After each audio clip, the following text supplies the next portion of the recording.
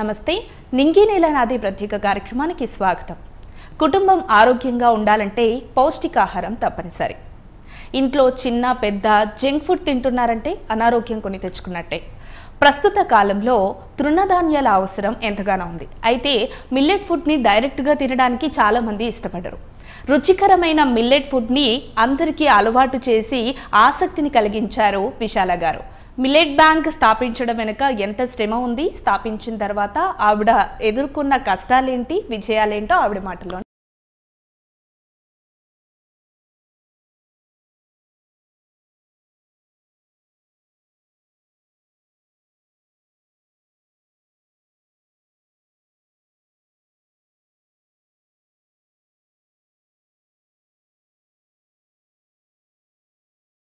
Hi, ఎలా ఉన్నారు? బాగున్నాను. మీ పేరు చాలా బాగుంది. Thank you. First of all congratulations. 0 నుంచి స్టార్ట్ అయ్యి ఇప్పుడు ఇంత మంచి పొజిషన్లో ఉన్నారు. Thank you. సో ఎలా స్టార్ట్ చేయాలనిపించింది? మిల్లెట్ బ్యాంక్ అనేది ఎక్కడ స్టార్ట్ అయింది ఈ ఆలోచన? మిల్లెట్ బ్యాంక్ అనేది 2020లో నేను అప్పుడు మన కోవిడ్ వచ్చింది కదా, అప్పుడు ఒక 3 months నేను ఊర్లో ఉండాల్సి వచ్చింది అనమాట. జూలై 1st వెళ్ళాను ఊరికి. అప్పుడు మా అక్క ఆమె మిల్లెట్స్ పండిస్తుంది అండ్ కర్ణాటక గవర్నమెంట్ నుంచి ఆమెకు, మాది border, Karnataka and Andhra border, ఆమెకు ఒక బెస్ట్ ఫార్మర్ అవార్డు ఇవ్వడం జరిగింది. అయితే నేను చూస్తే ఆమె మిల్లెట్స్ కొర్రెలు పండించింది, చాలా బ్రహ్మాండంగా పండించింది, క్వాలిటీ 15 రూపీస్కి అమ్ముకున్నది అనమాట. నాకు చాలా బాధగా అనిపించింది. అంటే ఇంత కష్టపడి, అంటే మిల్లెట్ ఫార్మింగ్ అంటేనే చాలా డ్రడ్జరీ ఎక్కువ ఉంటుంది, లేబర్ ఇంటెన్సివ్ ఉంటుంది అనమాట. అయితే కొంచెం బాధ అనిపించి, అరే మనం ఇంత మంచిగా చదువుకున్నాము, మనకి కొంచెం మార్కెటింగ్ నాలెడ్జ్ తెలుసు, దీన్ని మనం మా అక్కకి ఎందుకు హెల్ప్ చేయకూడదు అని చెప్పేసి అలా మిల్లెట్ బ్యాంక్ అనే ఒక థాట్ రావడము. తర్వాత మా అగ్రికల్చరల్ షెడ్ ఒక 15 years నుంచి దాంట్లో ఎలుకలు, పందికొక్కులు ఉండే. So it was unused for the last 7 years. దాన్ని కొంచెం క్లీన్ చేయించడం, అది ఒక కమ్యూనిటీ సెంటర్గా పెట్టడం, అలా మిల్లెట్ బ్యాంక్ అనే ఒక కంపెనీకి ఒక పునాది అనేది అక్కడ పడ్డది. ఓకే, సో ఆ పేరు ఎందుకు పెట్టాలనిపించింది మిల్లెట్ బ్యాంక్ అని? మీరు ఇప్పుడు చూస్తే రాయలసీమ లాంటి మెట్ట ప్రాంతాల్లో ఎవరింటికి వెళ్ళినా కానీ ధాన్యపు గాజులు ఉండేవి ముందు. సో మా అమ్మ కూడా ఒక 8 గాజులు ఉండేవి మా ఇంట్లో, పెద్ద పెద్దవి. అట్లనే 30 పెద్ద పెద్ద కుండలు ఉండేవి. దాంట్లో మిల్లెట్స్ కానీ లేకపోతే ఆయిల్ సీడ్స్ కానీ ఇవన్నీ కూడా వాళ్ళు ధాన్యాలు, విత్తనాలు స్టోర్ చేసుకునేవాళ్ళు అనమాట. అది నాకు బ్యాంక్ లాగా అనిపించేది. ఎందుకంటే చిన్నప్పుడు అది చాలా పెద్ద లైఫ్ సైజ్ గాదే. చిన్నప్పుడు వాళ్ళు తీయడానికి, ధాన్యం ఎప్పుడైతే కిందికి వెళ్ళిపోతుందో తీయడానికి పిల్లల్ని దాంట్లో దింపేవాళ్ళు. పిల్లలు దాంట్లో ఈ బల్లలు అవన్నీ తీసి పైకి ఇచ్చేవాళ్ళు అనమాట. సో అదొక బ్యాంక్ లాగా, ఒక స్టోరేజ్ స్ట్రక్చర్ లాగా, అది ఆ పేరు అక్కడ నుంచి తీసుకోవడం జరిగింది. సో మీకు అది గుర్తొచ్చి అలా పెట్టారు, అలా నేమ్ చేశారు. సూపర్. సో అంటే ఫస్ట్ ఏ ప్రోడక్ట్తో స్టార్ట్ చేశారు? ఫస్ట్ హానెస్ట్గా నాకు ప్రోడక్ట్స్ స్టార్ట్ చేయాలని లేకుండే. మేమేంటంటే ఈ రైతులకి కొంచెం పండించడానికి, కల్టివేషన్కి సంబంధించిన సపోర్ట్ ఇవ్వాలి. అట్లనే వాళ్ళు కల్టివేట్ చేసిన మిల్లెట్స్ని మనము రా మిల్లెట్స్ని అట్లనే మార్కెట్కి ఇవ్వాలి అనేది ఆ థాట్ ప్రాసెస్తో స్టార్ట్ అయింది అనమాట. అందుకని మిల్లెట్ బ్యాంక్ అని పెట్టడం జరిగింది. తర్వాత మా స్టోరీ కొంచెం అందరికీ తెలిసేసరికి సిటీలో నుంచి ఫోన్లు రావడము, అందరూ మీరు ప్రోడక్ట్స్ ఎందుకు చేయకూడదు, ఎందుకంటే రా మిల్లెట్స్ చేసుకునే నాలెడ్జ్ కానీ అవగాహన కానీ చాలామందికి ఇప్పుడు లేదు, మీ ప్రోడక్ట్స్లోకి ఎందుకు రాకూడదు అంటే ఈ కుకీస్ ఇవన్నీ కూడా తర్వాత మేము స్టార్ట్ చేయడం జరిగింది.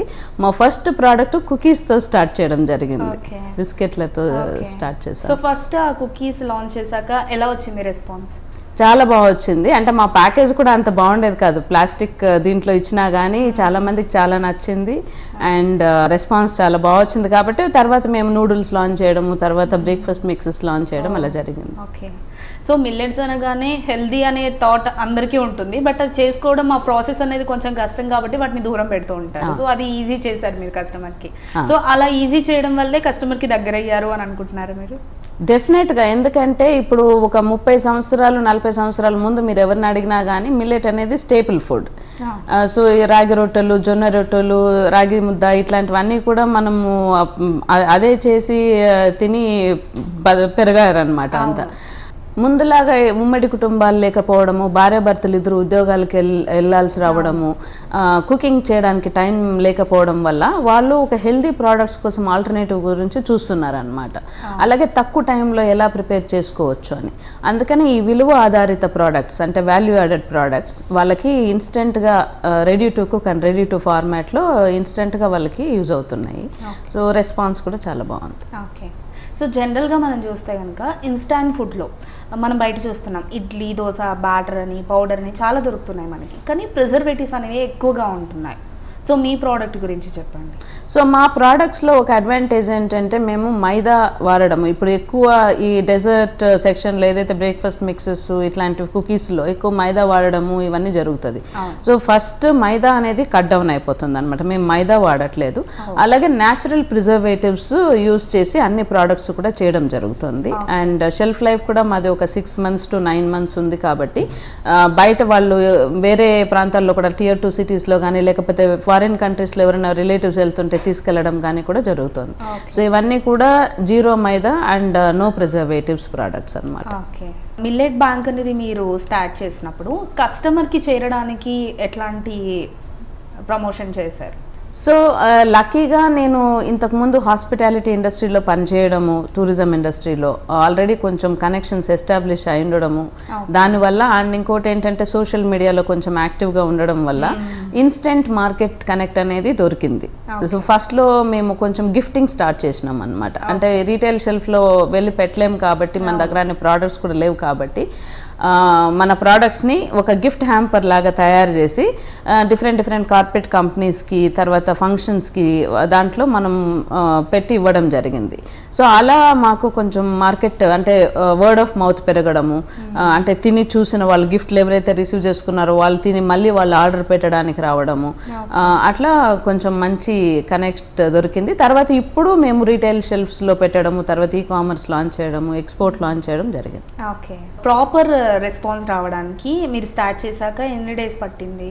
అంటే ఇదైతే వర్క్ ఇన్ ప్రోగ్రెస్ ఉంటుంది. ఒక 3 years అయింది మాకు ఇది ఎస్టాబ్లిష్ చేయడానికి ఒక లీగల్ ఎంటిటీ. అంటే 2020లో నేను ఫౌండేషనల్ వర్క్ చేశాను విలేజ్లో. తర్వాత ఒక లీగల్ ఎంటిటీ స్టార్ట్ చేసి తర్వాత ఈ ప్రోడక్ట్ లాంచ్ చేసి మార్కెట్కి చేయడానికి ఆ సప్లై అనేది స్టెబిలిటీ అవ్వడానికి 3 years పట్టింది. సో ఇప్పుడు మేము April 7th 3rd year celebrate చేస్తున్నాము.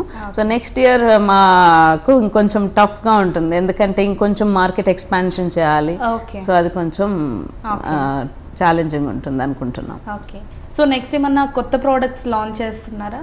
సో లాస్ట్ 3 years మేము ఎక్కువ స్పెండ్ చేసింది ఏంటంటే మన సప్లై చైన్ స్టెబిలైజ్ చేయాలి. ఎందుకంటే డిమాండ్ వచ్చినా కానీ మనం వాళ్ళకి సప్లై చేసే స్థితిలో మనం ఉండాలి. అండ్ ఇంకోటి మన దగ్గర ప్రోడక్ట్ రేంజ్ కూడా మంచిగా ఉండాలి, అన్ని ఏజెస్కి అన్ని టైమ్స్కి కూడా సూట్ అయ్యేటట్టు ఉండాలని ఈ 3 years దానిపైన ఎక్కువ ఫోకస్ పెట్టడం జరిగింది. సో నెక్స్ట్ ఇయర్ నుంచి ఎక్కువ ప్రోడక్ట్ లాంచ్ పైన కాకుండా మార్కెట్ ఎక్స్పాన్షన్ ఉన్న వాటినే మనము ఎన్ని రీజన్స్కి మనము ఎక్స్పాండ్ చేయగలుగుతాము, ఎక్స్పోర్ట్స్ చేయగలుగుతామా, ఈ మార్కెట్ ఎక్స్పాన్షన్లో ఫోకస్ పెడదాం అనుకుంటున్నాము. కొత్త ప్రోడక్ట్స్ ఉండకపోవచ్చు, ఉంటే ఏదో ఒక 5-6 ఉండొచ్చు, but not like. A business start చేయాలన్నా కూడా ఖచ్చితంగా ఫినాన్షియల్ సోర్స్ అయితే ఉండాలి. ఆ సోర్స్ మీకు ఎక్కడి నుంచి లభించింది? సో నేను ఊరికి వెళ్ళినప్పుడైతే నా దగ్గర ఒక 10,000 రూపాయలు కూడా లేకుండే. అంటే కోవిడ్ టైంలో అందరికీ కూడా కొంచెం ఫైనాన్షియల్ ఇష్యూస్ ఉండేవి కదా. బట్ నాకు ఒకటి ఏదో ఒక నమ్మకం, ఇది కొంచెం చాలా పెద్దదవుతుంది అంటే ఒక అమూల్ కంపెనీ లాగానో లేకపోతే ఇంకా ఒక గోద్రేజ్ ఆ లెవెల్లో ఇది పెరుగుతుంది అనేది నాకు చాలా నమ్మకం ఉండే. నేను ఇట్లా విలేజ్కి వెళ్ళాను, నాకు ఎవరో ఒక క్లయింట్ ఒక 4 lakh rupees ఇవ్వాల్సి ఉండే, ఆయన వెంటనే అది ఇవ్వడం జరిగింది. సో దాన్ని ఇన్వెస్ట్ చేసి మనం అగ్రికల్చరల్ షెడ్ అవన్నీ కూడా ఇది చేసి ఆ కమ్యూనిటీ సెంటర్ అవన్నీ సెటప్ చేయడం జరిగింది. తర్వాత ఇంకా హైదరాబాద్ వచ్చిన తర్వాత నాకు ఒక పార్ట్నర్, చాలామంది పార్ట్నర్స్ అప్రోచ్ అయ్యారు, ఒక 30కి పైగా పార్ట్నర్స్ అప్రోచ్ అయ్యారు, మేము కూడా కో-ఫౌండర్గా వస్తాము, మేము కూడా జాయిన్ అవుతాము అని. అయితే ఒక పార్ట్నర్ ప్రియాంక అని మేము జాయిన్ అవ్వడం జరిగింది. అండ్ నేను ప్రియాంక కలిసి సెల్ఫ్ ఇన్వెస్ట్మెంట్ అనమాట. సో ఇంకా ఎవరి దగ్గర ఫండింగ్ అనేది తీసుకోలేదు, బూట్ స్ట్రాప్ లాగా మేము ఆర్గానిక్గా గ్రోత్ అవుతున్నాము. కానీ ఒక్క ఛాలెంజ్ గెలిచినాం మేము, నబార్డ్ వాళ్ళది క్యాపిటలిస్టిక్ ఫండ్ అని వాళ్ళు అనౌన్స్ చేయడం జరిగింది. వాళ్ళ ఒక 40 lakhs వాళ్ళ దగ్గర నుంచి మాకు ఇన్వెస్ట్మెంట్ రూపంలో రావడం జరిగింది. అంటే చాలా తక్కువ షేర్ తీసుకొని వాళ్ళు ఈక్విటీ గ్రాంట్ అంటారు అనమాట, మమ్మల్ని సపోర్ట్ చేయడానికి. So out of 50 members apply చేసే దానికి మేము టాప్ 4 అనమాట. సో అది ఇన్వెస్ట్ చేయడం జరిగింది. అది అట్లాగే ఇంకా గ్రో అవుతుంది. సూపర్. సో నేను వచ్చినప్పుడు చూసాను, ప్రోడక్ట్స్ అన్ని కూడా చూడడానికే చాలా యూనిక్గా ఉన్నాయి. చూస్తేనే ఓకే ఇది హెల్దీ తినాలి అనిపించేలా ఉంది. సో ఎన్ని ప్రోడక్ట్స్ ఉన్నాయి? 40కి పైగా ప్రోడక్ట్స్ ఉన్నాయి. ఓకే, 40+ వాల్యూ యాడెడ్ ప్రోడక్ట్స్ ఉన్నాయి. రెడీ టు ఈట్ అంటే ఇప్పుడు కుకీస్ కానీ లేకపోతే ఫిల్స్ కానీ ఇట్లా ఉన్నాయి. రెడీ టు కుక్ అంటే ఈ breakfast mix, dosa mix, idli mix, pongals, noodles ఇవన్నీ కూడా ఉన్నాయన్నమాట. ఓకే, సో ఎక్కువ ఏవి సేల్ అవుతాయి? సో మా ఫాస్ట్ మూవింగ్ అంటే నూడిల్స్, ఎందుకంటే చాలా మందికి నూడిల్స్ తినే అలవాటు ఉంది, హ్యాబిట్ ఉంది కాబట్టి first fast moving product noodles, తర్వాత కుకీస్. సో ఇప్పుడు ఇంకా వేరేవి కూడా పికప్ అవుతుంది. ఓకే, సో జనరల్ గా నూడిల్స్ తినకూడదు అంటారు బయట, సో అందుకే నూడిల్స్ ఇదైతే హెల్దీ అని చెప్పేసి ఇందులో మైదా ఉండదు కాబట్టి అండ్ టేస్టీగా వాళ్ళు ఏం కాంప్రమైజ్ అవ్వాల్సిన పని లేదు. First of all brand wise మీరు ఏ నూడిల్ కంపెనీ తీసుకొని మా నూడిల్ కంపెనీ కంపేర్ చేసినా కానీ brand wise it is very attractive packaging. And రెండు టేస్ట్ వైజ్ వేరే నూడిల్స్ కంటే కూడా మిల్లెట్ నూడిల్స్ చాలా టేస్టీగా ఉంటాయి కాబట్టి దేంట్లోనూ కాంప్రమైజ్ అవ్వాల్సిన పని లేదు, అందుకని they prefer this. Okay, so ఇప్పుడు మీ ప్రోడక్ట్స్ అన్నీ కూడా ఎన్ని స్టేట్స్లో ఉన్నాయి, ఎక్కడెక్కడికి ఎక్స్పోర్ట్ చేస్తున్నారు? సో ఆల్మోస్ట్ 13 స్టేట్స్లో మా డిస్ట్రిబ్యూషన్ నెట్వర్క్ ఎస్టాబ్లిష్ చేశాము. అంటే మేము చాలా పెద్ద డిస్ట్రిబ్యూటర్స్కి వెళ్ళలేదు, మేము కూడా చిన్న కంపెనీనే కాబట్టి మా స్థాయిలో ఉన్న డిస్ట్రిబ్యూటర్స్ ఎవరైతే మాకు కమిటెడ్గా పనిచేస్తారో వాళ్ళతోనే మేము టైప్ చేసుకోవడం జరిగింది. సో అలాగే ఇప్పుడు దుబాయ్కి రీసెంట్గా మేము ఎక్స్పోర్ట్ చేయడం జరిగింది. దుబాయ్లో మార్కెట్ కూడా మంచి రెస్పాన్స్ ఉంది. ఇప్పుడు సింగపూర్, తర్వాత వేరే ఆస్ట్రేలియా, ఇండోనేషియా అక్కడ నుంచి ఎంక్వైరీస్ వస్తున్నాయి. అవన్నీ కూడా ఇంకా స్టార్టింగ్ స్టేజ్లోనే ఉన్నాయి. ఓకే, సో దుబాయ్ రెస్పాన్స్ ఎలా ఉంది? చాలా బాగుంది, దుబాయ్ రెస్పాన్స్ చాలా బాగుంది. అండ్ మేము ఎక్స్పెక్ట్ కూడా చేయలేదు. సో ఒకసారి ఒక మీటింగ్ జరిగింది, ఎక్స్పో 2020 అని దుబాయ్లో చాలా పెద్ద కాన్ఫరెన్స్ జరిగింది. దానికి గవర్నమెంట్ ఆఫ్ ఇండియా వాళ్ళు మమ్మల్ని ఇన్వైట్ చేయడం జరిగింది. సో నేను మాట్లాడాను స్టేజ్ పైన. అందరూ కూడా నేను లాస్ట్ అనమాట, ఒక 30 మెంబర్స్ ఎవరైతే ప్రజెంట్ చేశారో దాంట్లో నేను లాస్ట్. అప్పటి వరకు మాకు ఒక ఒక ఏ ప్రోడక్ట్స్ లేవు, ఒక కుకీ తప్ప వేరే ప్రోడక్ట్స్ కూడా లేవు. ఆ టైంలో ఒక ఆయన నా స్పీచ్ వినడము, తర్వాత మన జర్నీని ఆయన ఫాలో చేయడము, తర్వాత మొన్న ఆయనకి కాన్ఫిడెన్స్ అయిన తర్వాత ఓకే వీళ్ళు కొంచెం మంచి కమిటెడ్తో ఉన్నారని ఆయన మమ్మల్ని అప్రోచ్ చేయడము. ఇప్పుడు ఆయన మాకు పార్ట్నర్ అనమాట దుబాయ్లో. ఓకే, సో G20 సదస్సులో కూడా పాల్గొన్నారు మీరు, మంచి ప్రశంసలు అందుకున్నారు అని చెప్పేసి విన్నాము. సో దాని గురించి షేర్ చేసుకుంటారా మాతో? G20 అనేది పర్సనల్గా నాకు చాలా అంటే ఇష్టమైన కాన్ఫరెన్స్ అనమాట. అంటే ఆ పేరు వింటేనే G20 ఒక మనకు ఒక ప్రైడ్ ఫీలింగ్, ఒక కంట్రీకి ఫస్ట్ మనము హోస్ట్ చేయడం అంత పెద్ద స్కేల్ ఆఫ్ ఈవెంట్, దాంట్లో అవకాశం రావడం అనేది అసలు అన్బిలీవబుల్. చాలా తక్కువ మందికి ఆపర్చునిటీ వస్తుంది. సో G20కి మేము చాలా కాన్ఫరెన్సెస్కి మేము గిఫ్టింగ్ క్యూరేట్ చేయడం జరిగింది. అండ్ ఈ మిల్లెట్ డెమాన్స్ట్రేషన్ ఇన్స్టలేషన్స్ అవి కూడా చేయడం జరిగింది. స్పెషల్గా చెప్పుకోవాలంటే ప్రధానమంత్రుల వాళ్ళ స్పౌసెస్, భార్యలు, వాళ్ళ భర్తలు ఎవరైతే వచ్చారో ఢిల్లీలో పెద్ద కాన్ఫరెన్స్ జరిగింది కదా, లీడర్స్ సమ్మిట్, దాంట్లో మనల్ని స్పెషల్గా ఇన్వైట్ చేయడం జరిగింది టు క్యూరేట్ ఒక రంగోలీ, మెగా మిల్లెట్ రంగోలీ, తర్వాత గిఫ్ట్ బాక్సెస్ ఇవన్నీ కూడా.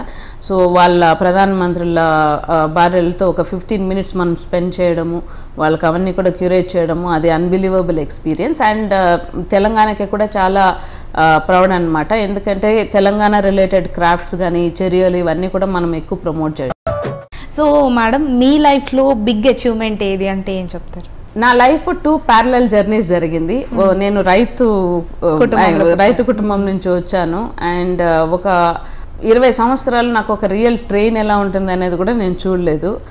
ఒక ముక్క ఇంగ్లీష్ కూడా వచ్చేది కాదు, చదువుకోవడానికి కూడా చాలా చదువుకోవడానికి కూడా ఫస్ట్ మా ఊర్లో ఎవరు చదువుకోలేదు, ఒక 5 కిలోమీటర్లు నడిచి చదువుకోవాల్సి వచ్చింది.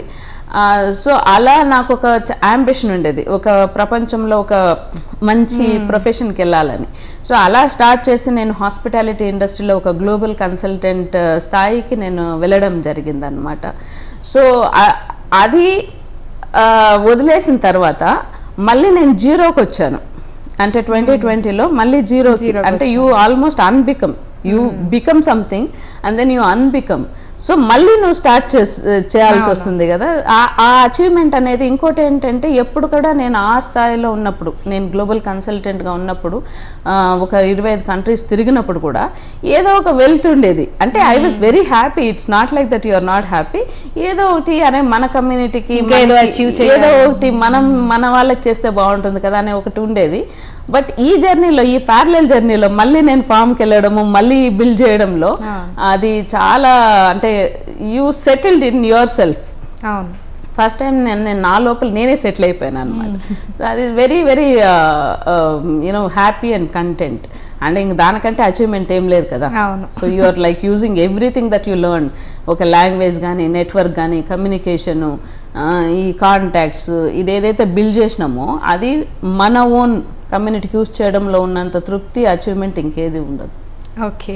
సో ఈ జర్నీ స్టార్ట్ చేశాక, అంటే 2020లో మీరు స్టార్ట్ చేశా అని చెప్పారు, 4 years అవుతుంది. ఈ 4 years జర్నీలో ఏమైనా కష్టాలు ఎదుర్కొన్నారా? అంటే కష్టాలు లేకుండా ఏ స్టార్టప్ కూడా ఉండదు.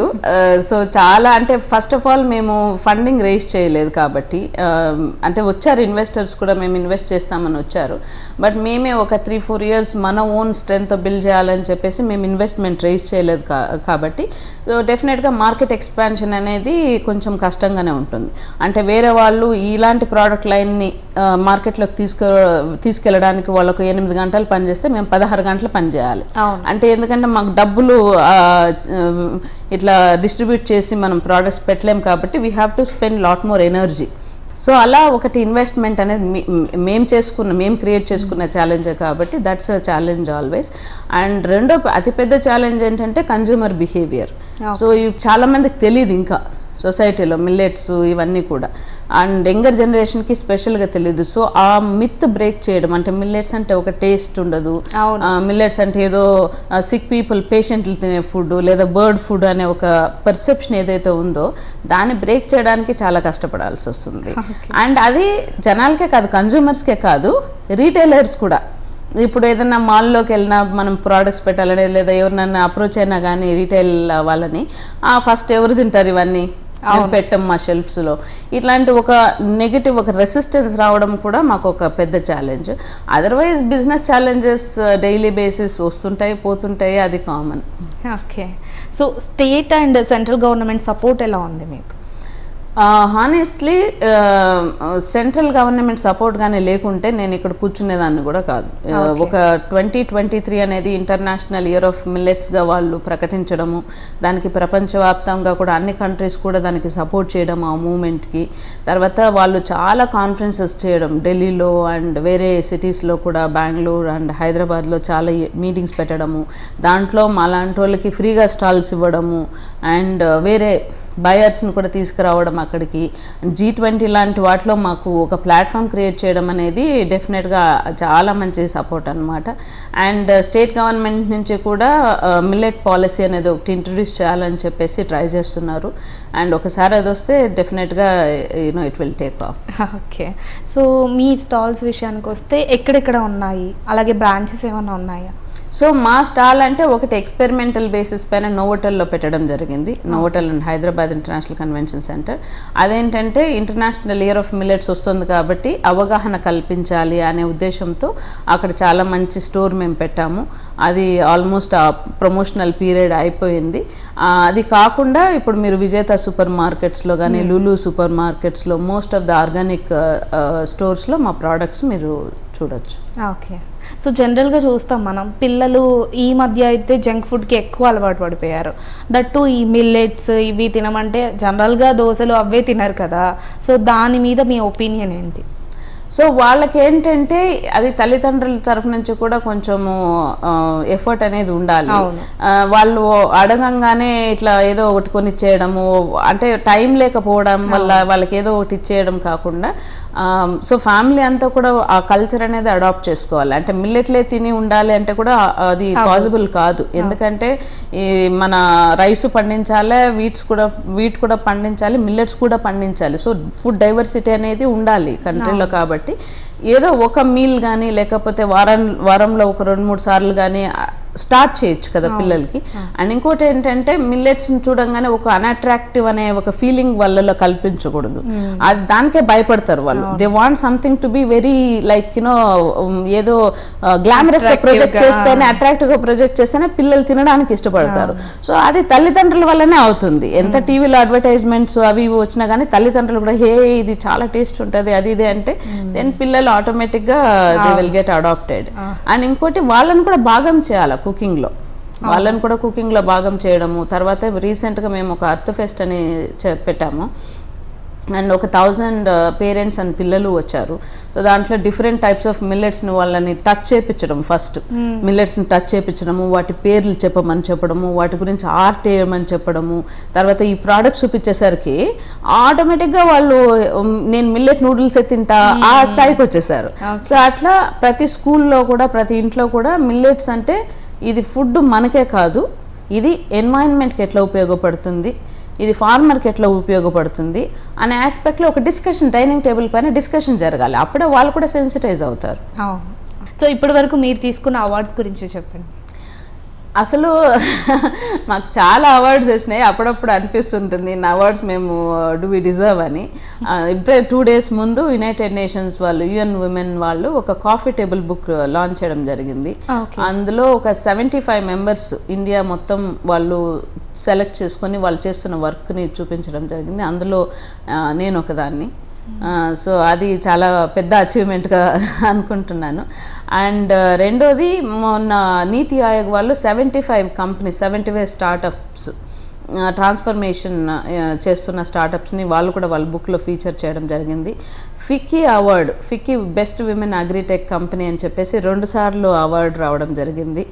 అండ్ ఇంకొకటి మన best marketing and branding promotion by Indian institute of millet research 2 సార్లు రావడం జరిగింది అది కూడా. అండ్ తెలంగాణ 50 ఇన్ఫ్లుయెన్షియల్ విమెన్ అని చెప్పేసి తెలంగాణలో ఒక కాఫీ టేబుల్ బుక్ ప్రాజెక్ట్ ఒకటి లాంచ్ చేయడం జరిగింది. దాంట్లో మన ప్రొఫైల్ ఫీచర్ చేశారు. అండ్ మొన్న COP28 ఏదైతే క్లైమేట్ చేంజ్ గురించి అతిపెద్ద సదస్సు జరుగుతుందో దుబాయ్లో, గవర్నమెంట్ ఆఫ్ ఇండియా నుంచి మనకి ఇన్విటేషన్ రావడం జరిగింది. అండ్ G20 లీడర్స్ని, అది అసలు అందరికీ దొరికే అవకాశం కూడా కాదు, అతిపెద్ద అచీవ్మెంట్ అది మాకు. అక్కడికి కూడా వాళ్ళు మనం పిలవడం జరిగింది. సో అవార్డ్స్ అయితే చాలానే వచ్చాయి. ఓకే, సో కంగ్రాట్స్ మీకు వచ్చిన అవార్డ్స్ అన్నిటికీ కూడా. సో లైఫ్ టైం అచీవ్మెంట్ అనేది ఒకటి ఉంటుంది. ఆల్రెడీ మీరు అచీవ్ చేశారు, బట్ ఇంకా చెయ్యాలి అనేది ఉంటుంది, దానికోసం ప్రయత్నం కూడా చేస్తూ ఉంటారు. సో దాని గురించి చెప్పండి. నాకేంటంటే ఒక గోల్ ఉంది నాకు. ఒక 20 అగ్రికల్చరల్ రీజన్స్లో ఎక్కడైతే ట్రైబల్ పాపులేషన్ ఎక్కువ ఉంటుందో, small and marginal population farmers ఎక్కడైతే ఉంటారో అక్కడ ఒక ఇన్ఫ్రాస్ట్రక్చర్ ప్రాజెక్ట్ క్రియేట్ చేయాలని నాకు ఒక గోల్ ఉందన్నమాట. ఒక 20 ఇన్ఫ్రాస్ట్రక్చర్ ప్రాజెక్ట్స్. అది చేస్తే నాకు లైఫ్ టైం అచీవ్మెంట్ కూడా అక్కర్లేదు. సో అది అవార్డ్స్ వస్తూ ఉంటాయి పోతూ ఉంటాయి, దాని బట్ లైఫ్ టైం గోల్ అనేది నాకు ఒక చాలా పెద్ద గోల్ ఉందన్నమాట. అది క్రియేట్ చేస్తే ఒక 100 మంది 1000 మంది small and marginal farmers, women farmers benefit అవుతారు. అది చేయాలని చెప్పేసి that is my next step. All the best, తప్పకుండా చేస్తారు. Thank you. So thank you so much madam, me valuable టైంని మాకు ఇచ్చి చాలా విషయాలు షేర్ చేసుకున్నారు. Thank you so much to Vanitha TV team also. మీరు ఇంత ఎఫర్ట్ తీసుకొని మా ఆఫీస్కి వచ్చి మా స్టోరీని ప్రొజెక్ట్ చేస్తున్నందుకు thank you so much. Thank you. ఇది ఇవాల్టి నింగి నీల నాది కార్యక్రమం. మరో కార్యక్రమంతో మళ్ళీ కలుద్దాం. అంతవరకు సెలవు, నమస్కారం.